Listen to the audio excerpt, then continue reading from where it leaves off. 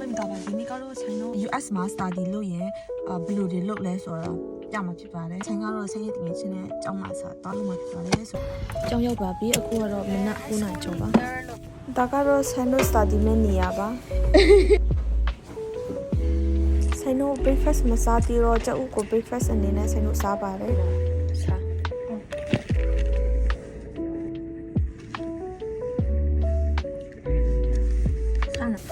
အခုကတော့ဆန်နေကြောပါပြီ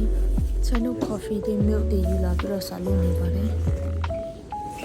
အပြင်မှာမိုးရလာလည်းနည်းနည်းတိတ်လာပါပြီနှစ်နာရီကျော်ပြီဆိုတော့ပိုက်စားနေပါပြီအင်္ဂါယူခဲ့တဲ့ခေါက်ဆွဲနဲ့ပြုတ်စားမှာပါ3 minutes yeah 3 minutes ခုဒီမှာတမင်းကျော်လို့လုပ်ရတယ်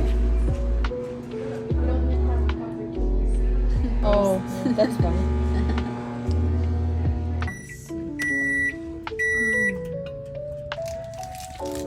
Folk တွေပါရှိတယ်မြန်ဘယ်အရင်စာနေလို့တော့မသိဘူးအရင်ကောင်းတယ်ဆိုင်ငယ်ချင်းကတော့ fruits တွေအများကြီးယူလာပါတယ်အခုကတော့ campus ပိတ်တော့မှာပါ9 နာရီလဲခွဲပါပြီဆိုတော့ဆိုင်တို့လည်းအိမ်ပြန်ပါတော့မယ်အဆုံးထိကြည့်ပြီးအတွက်အားလုံးကိုကျေးဇူးတင်ပါတယ်နောက်ဗီဒီယိုကြိုင်ပြန်တွေ့မယ် bye